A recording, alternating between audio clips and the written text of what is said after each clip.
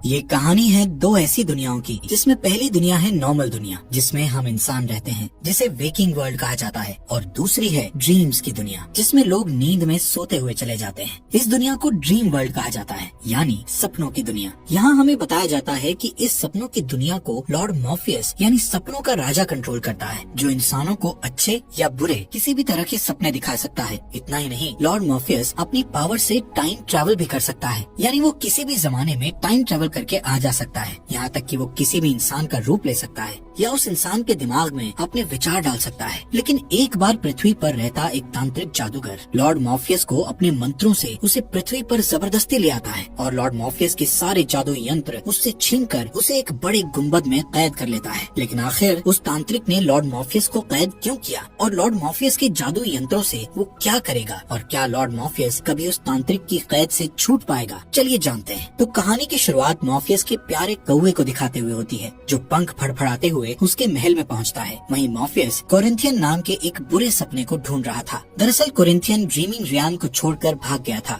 और अब वो वेकिंग वर्ल्ड में तबाही मचा रहा था। उसकी वजह से बहुत सारे लोग मारे गए थे। इसलिए सपनों का राजा यानी लॉर्ड मॉर्फियस कोरिंथियन को रोकने और उसे पकड़कर वापस लाने का फैसला करता है। वो अपना मास्क उतार कर कोरिंथियन को ढूंढने के लिए ड्रीमिंग वर्ल्ड से निकल जाता है। मॉर्फियस ड्रीमिंग वर्ल्ड में सबसे ताकतवर था, लेकिन वेकिंग वर्ल्ड में उसकी ताकत कम हो जाती है। लेकिन इसके बावजूद उसे कॉन्फिडेंस था कि वो अपने इस मिशन में कामयाब होकर रहेगा, क्योंकि उसके पास 3 हथियार थे। पहला पाउच ऑफ सैंड यानी रेत से भरी थैली, दूसरा हेल्म यानी मुखौटा, और तीसरा उसका रूबी स्टोन। यहाँ से सीन शिफ्ट होता है और हम देखते हैं कि साल 1916 के समय में इंग्लैंड में लॉर्ड मैगस नाम का एक आदमी और एक फेमस जादूगर मिलकर मौत के देवता को काबू करने के लिए कुछ तांत्रिक साधना कर रहे हैं, ताकि वो अपने मरे हुए बेटे को जिंदा कर सकें। उनके साथ उनके चेले भी मौजूद थे, जो एक स्वर में कहते हैं अंधेरी की दुनिया में। इस बीच लॉर्ड मॉर्फियस लंदन में कोरिंथियन के पास पहुंच जाता है। कोरिंथियन उस वक्त वहां एक आदमी का खून कर रहा होता है। मॉर्फियस उसे मारने ही वाला होता है कि तभी अचानक उसे वो मंत्र सुनाई देता है, जो कि था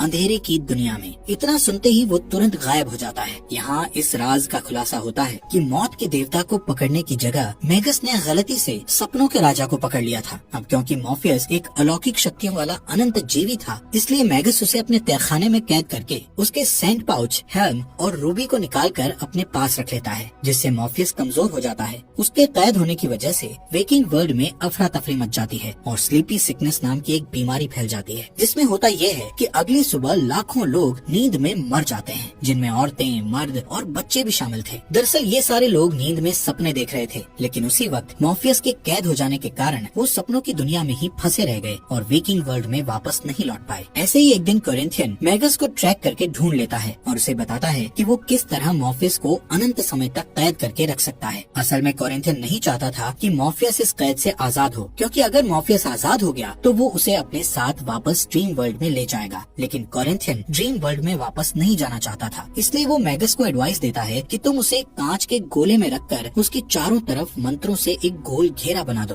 कोरिंथियन जानता था कि मॉर्फियस किसी के भी सपनों में आकर उससे अपना काम करवा सकता है, इसलिए वो मैगस को कहता है कि तुम अपने सभी गार्ड्स को सख्ती से ऑर्डर दे दो कि कोई भी मॉर्फियस की मौजूदगी में ना सोए। इसके लिए भले ही उन्हें नींद को भगाने वाली कोई दवाई लेनी पड़े तो ले लें। वो मैगस को मॉर्फियस के कौवे से पीछा छुड़ाने के लिए भी कहता है, क्योंकि वो कौवा अपने मालिक मॉर्फियस का बहुत वफादार था और वो उसे छुड़ाने के लिए कुछ भी कर सकता था। ये सब सुनकर मैगस बेसमेंट में जाता है, जहाँ मॉर्फियस कैद था। मैगस मॉर्फियस से कहता है कि मुझे गलत मत समझना, क्योंकि मैं सिर्फ तुमसे इतना सा काम करने को कह रहा हूँ कि तुम अपनी शक्तियों से मेरे मरे हुए बेटे को वापस जिंदा कर दो, जिसके बदले में मैं तुम्हें यहाँ से आजाद कर दूंगा। लेकिन मॉर्फियस उसे कोई भी जवाब नहीं देता, जबकि उसे उस गुम्बद में काफी ज्यादा तकलीफ हो रही थी और उसकी बॉडी भी बहुत मुश्किल से मूवमेंट कर रही थी। इसी तरह समय गुजरता रहता है और पूरे 10 साल गुजर जाते हैं। अब मैगस का दूसरा बेटा एलेक्स बड़ा हो चुका था और वो कैद में पड़े हुए मॉर्फियस के बारे में जानने को बहुत उत्सुक रहता है। एक दिन एलेक्स उसके पास जाकर उसे कहता है कि अगर तुम मेरे भाई को जिंदा कर सकते हो तो तुम यहाँ से आजाद हो सकते हो, मैं खुद तुम्हें आजाद करूंगा। वहीं मॉर्फियस उसकी बातों को सुनकर भी खामोश रहता है और अपने मन ही मन में कहता है कि मैं तुम लोगों को वो चीज नहीं दे सकता जो तुम मांग रहे हो, क्योंकि अगर मैंने ऐसा किया तो वेकिंग वर्ल्ड और ड्रीम वर्ल्ड दोनों जगहों गांव में ही गड़बड़ हो जाएगी और लाखों लोग मारे जाएंगे। यहाँ हमें पता चलता है कि मॉर्फियस की चुराई गई जादुई चीजों की बदौलत मैगस और उसके साथियों को धन दौलत के साथ साथ ताकत और जवानी भी मिल गई थी। यहाँ से सीन शिफ्ट होकर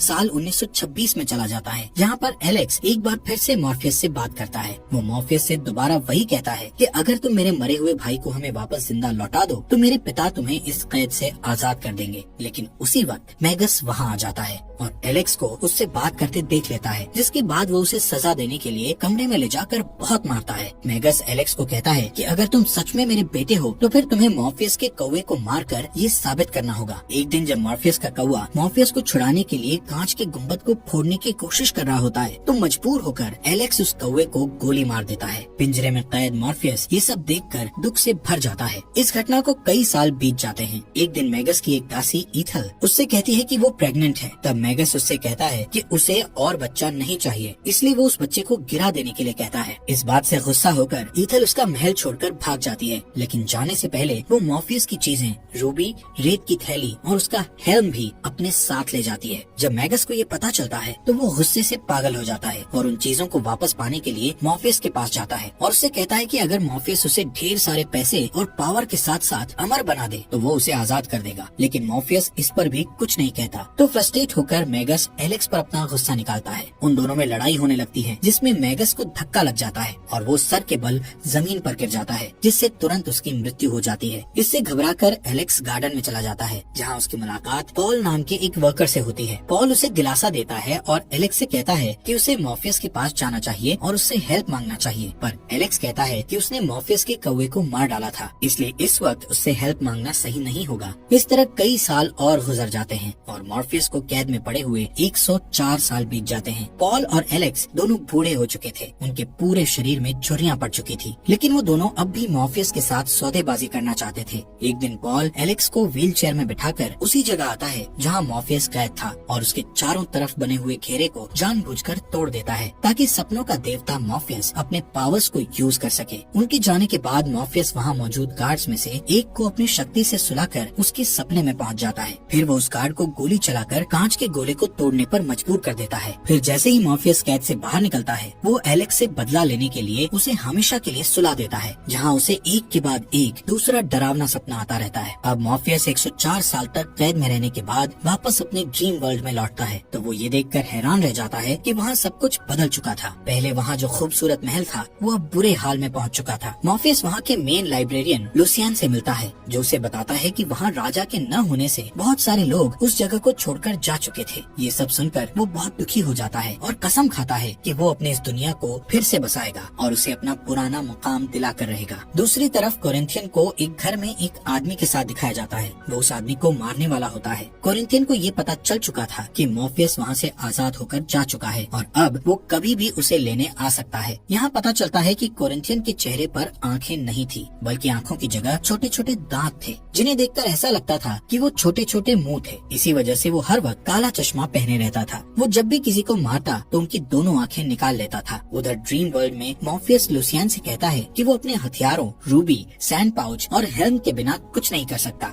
इसलिए अपनी दुनिया को फिर से आबाद करने के लिए सबसे पहले उन हथियारों को ढूंढना होगा। अब सीन शिफ्ट होता है और हमें न्यूयॉर्क का बफलो एरिया दिखाया जाता है, जहाँ बूढ़ी ईथेल लोगों से छुप कर रहती है, क्योंकि वो एक इंटरनेशनल क्रिमिनल बन चुकी थी और अलग अलग रूप बदलकर जी रही थी। एक दिन कोरिंथियन उसके पास आता है और उसे पार्टनरशिप का ऑफर देता है। चूँकि वो दोनों मॉर्फियस के दुश्मन थे, इसलिए ईथेल उसकी बात मान लेती है। फिर वो दोनों उस सिचुएशन से निपटने के लिए प्लानिंग करते हैं। ईथेल झूठ बोलती है कि उसे मॉर्फियस के हथियारों के बारे में कुछ नहीं पता, लेकिन तभी कोरिंथियन उसके बेटे को वहाँ से ले आता है, जिससे ये साबित हो जाता है कि ईथेल उसे जितना होशियार समझ रही थी, कोरिंथियन उससे कहीं ज्यादा होशियार था। इस बीच मॉर्फियस अपने महल में सबको बताता है कि उसे अपने हथियारों को पाने के लिए उन तीनों देवियों को बुलाना पड़ेगा, जिन्हें फेट कहा जाता था। लेकिन उन्हें बुलाने के लिए उसे किसी पावरफुल चीज की जरूरत थी, जिससे वो पावर को अपने अंदर उतार सके। इसके लिए वो अपने 2 ड्रीम ब्रदर्स के पास जाता है और उनसे वो गिफ्ट वापस मांगता है जो उसने उन्हें बरसों पहले दिया था। वो गिफ्ट एक प्यारा सा डायनासोर था, जिसका नाम ग्रेगरी था। दोनों भाई ग्रेगरी से बहुत प्यार करते थे और उसे देना नहीं चाहते थे, लेकिन ग्रेगरी खुद अपने मालिक की खातिर अपनी कुर्बानी देने के लिए तैयार हो जाता है। इसके बाद मॉर्फियस अपने घुटनों पर बैठ जाता है और ग्रेगरी की आत्मा को अपने अंदर उतार लेता है। अब उसके पास इतनी शक्ति आ चुकी थी कि वो फेट का सामना कर सकता था। इसके लिए वो एक नई जगह पर पहुंचता है जिसे ड्रीम ऑफ अदर्स कहा जाता था। इस दुनिया को उसने नहीं बनाया था, उसका बनाने वाला कोई और था। वहाँ पहुँचने पर उसे एक अजीबो गरीब सांप मिलता है जिसकी मदद से उन तीनों देवियों को अपने पास बुलाता है। वो देवियाँ मॉर्फियस के हाथों से उस सांप को ले लेती है और उसके बदले में उसे उसकी हर चीज के लिए क्लू देती है। वहाँ मॉर्फियस को पता चलता है कि उसके रेत की थैली को लंदन में बेच दिया गया था। उसे आखिरी बार जॉना कॉन्स्टेंटाइन नाम की एक जादूगर ने खरीदा था। उसके हेल्म को नर्क में एक राक्षस को दे दिया गया था, जिसके बदले में देने वाले को एक जादुई ताबीज मिला था जो कि उसकी रक्षा के लिए काफी था, और उसकी रूबी एक माँ ने अपने बेटे को गिफ्ट कर दिया था। इस तरह उसकी तीनों चीजें अलग अलग जगह पहुँच गयी थी। उधर बफलो में ईथल अभी भी यही कहती है कि उसे मॉर्फियस की चीजों के बारे में कुछ खबर नहीं है, पर सच्चाई ये थी कि रेत की थैली और हेल्म का सौदा उसी ने किया था ताकि यूएस में वो एक नई जिंदगी शुरू कर सके। और जब उसका बेटा बूढ़ा हो गया तो उसने अपनी माँ से रूबी को ले लिया ताकि वो कभी न मरे। कोरिंथियन उसके झूठ को सुनकर उसकी आंखें काटकर निकालने की तैयारी करता है, पर तभी ईथल कहती है कि उसे मॉर्फियस के हथियारों की जरूरत नहीं है क्योंकि उसके पास उसका खुद का हथियार है। ये कहकर वो अपनी तावीज को निकाल कर दिखाती है और उसे देखते ही कोरिंथियन तुरंत हवा में गायब हो जाता है। इसके बाद ईथल जेल जैसे एक हॉस्पिटल में जाती है जहाँ उसकी मुलाकात उसके बेटे जॉन से होती है जो बूढ़ा हो चुका था। वो उसके इलाज के बारे में जानकारी लेती है और उससे बात करने की कोशिश करती है, पर वो कोई बात नहीं करता।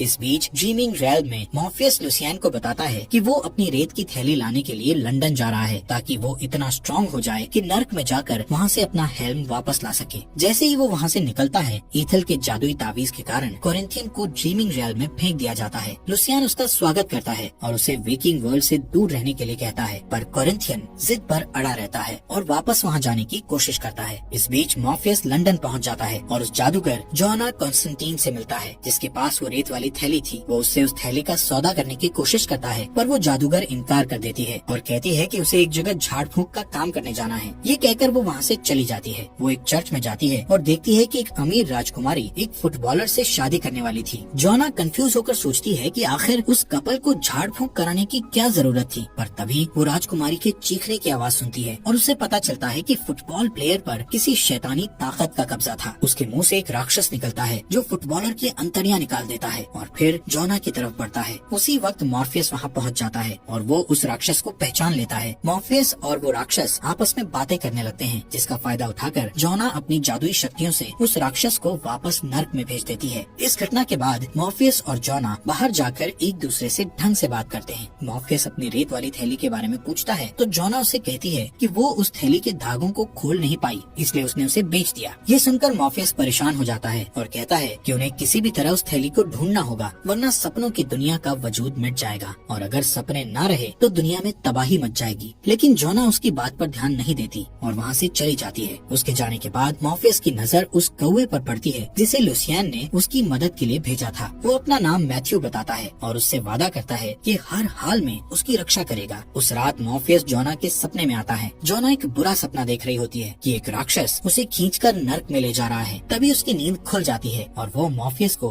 अपने कमरे में पाती है। मॉर्फियस उसे बताता है कि वो सपने में उसका पीछा करते हुए वहाँ पहुँचा था और उसकी हेल्प करना चाहता था। जोना कहती है कि उसे रोज डरावने सपने आते हैं, तो मॉर्फियस उससे वादा करता है कि वो उसे डरावने सपनों से छुटकारा दिला देगा। इस पर जोना मान जाती है और थैली ढूंढने में उसकी मदद करती है। जोना अपने ऑफिस में थैली को ढूंढती है और इस बीच मॉर्फियस के हाथ एक तस्वीर लगती है जिसमें जोना के साथ उसकी गर्लफ्रेंड रेचल दिखाई देती है। उस पिक्चर को देखकर जोना को याद आता है कि वो थैली उसकी गर्लफ्रेंड रेचल के यहाँ थी। उसी समय वो दोनों रेचल के यहाँ जाते हैं। रास्ते में जोना उसे बताती है कि वो वहाँ हाल ही में रहने आई थी। जब उसके सारे करीबी लोग एक एक करके मरने लगे तो वो रेचल को छोड़कर अलग रहने लगी ताकि रेचल सेफ रहे। जल्दी ही वो दोनों रेचल के घर पहुँच जाते हैं और ये देखकर हैरान रह जाते हैं कि रेचल पर उस रेत की थैली का जादुई असर हो रहा था। उसकी हालत बहुत नाजुक थी, वो बोल भी नहीं पा रही थी। दरअसल उसे रेत और उसकी वजह से आने वाली सपनों की लत लग चुकी थी और इसी कारण उसका शरीर गलता जा रहा था। मॉर्फियस रेचल से रेत की थैली ले लेता है और कहता है कि ये इंसान इंसानों के लिए नहीं है। इसके बाद वो निकलने की तैयारी करता है, पर जोना उसे अपनी गर्लफ्रेंड को ठीक करने के लिए कहती है, क्योंकि उसी के रेत की वजह से उसकी ये हालत हुई थी। मॉर्फियस उसकी बात मान लेता है और उसे बाहर इंतजार करने को कहता है। फिर वो रेचल के ऊपर रेत डालकर उसे उसकी तकलीफों से छुटकारा दिला देता है। उसे आखिरी बार जोना का सपना आता है और फिर वो मर जाती है। उधर बफलो में ईथल अपने बेटे जॉन से कहती है कि उसने उन जादुई हथियारों को सिर्फ इसलिए चुराया था कि उसे उन चीजों से मदद मिल सके। वो कहती है कि जब मैगस के लोग उसे ढूंढ रहे थे तो उसने रूबी को छुपा दिया था और बाकी दोनों चीजों के बदले में उस जादुई ताबीज को खरीद लिया था, जिसे वो अपने गले में पहने रहती थी। उसी ताबीज ने उसे अब तक जिंदा रखा था, लेकिन अब वो और जीना नहीं चाहती थी। इसलिए वो मॉर्फियस को उसकी रूबी लौटा देना चाहती थी और उम्मीद करती थी कि वो उन्हें माफ कर देगा। पर जॉन का कहना था कि उन्हें वो चीजें लौटाने के बजाय उनका इस्तेमाल करके सपनों की एक ऐसी दुनिया बनानी चाहिए जहाँ सपनों का राजा ना हो। उसके जवाब में ईथल कहती है कि रूबी के कारण कई लोग अपनी जान गंवा चुके हैं, जबकि वो रूबी इस लायक नहीं है कि उसे अपने पास रखा जाए। फिर वो अपनी ताबीज निकालकर जॉन को दे देती है ताकि उसे शांति मिल सके। ईथल कहती है कि इस ताबीज ने उसे 116 साल तक जिंदा रखा था और अब वो ताबीज जॉन को हमेशा के लिए जिंदा रखेगा। ताबीज के जाते ही ईथल का शरीर तेजी से बूढ़ा होने लगता है और वो जॉन की बाहों में दम तोड़ देती है। जॉन घबराकर चीखने लगता है। उसकी आवाज सुनकर एक गार्ड वहाँ आता है और ईथल की लाश को देखकर समझता है कि जॉन ने उसे मारा है और वो तुरंत उस पर गोली दाग देता है, पर वो गोली जॉन के शरीर से टकराकर वापस उस गार्ड को लगती है और वो तुरंत मर जाता है। इसके बाद जॉन उस बिल्डिंग से बाहर निकलता है जहाँ वो इतने सालों तक कैद था। वो बफलो की सड़कों पर खड़ा ठंड से कांप रहा होता है कि इतने में कोरिंथियन पीछे से आकर उसे अपना कोट पहनने को देता है। जॉन को लगता है कि वो एक अजनबी है, इसलिए वो कोट लेने से मना कर देता है, पर कोरिंथियन जिद करने लगता है। आखिरी सीन में हम देखते हैं कि मॉर्फियस जोना को बताता है कि उसकी गर्लफ्रेंड रेचल शांति से गुजर चुकी है और वो जोना को इस बात की गारंटी देता है कि अब से उसे कभी डरावने सपने नहीं आएंगे। ये सुनकर जोना वहाँ से चली जाती है। उसके जाने के बाद मॉर्फियस अपने कौवे मैथ्यू के साथ डिस्कस करता है कि उन्हें अब हेल में जाने की तैयारी करनी चाहिए।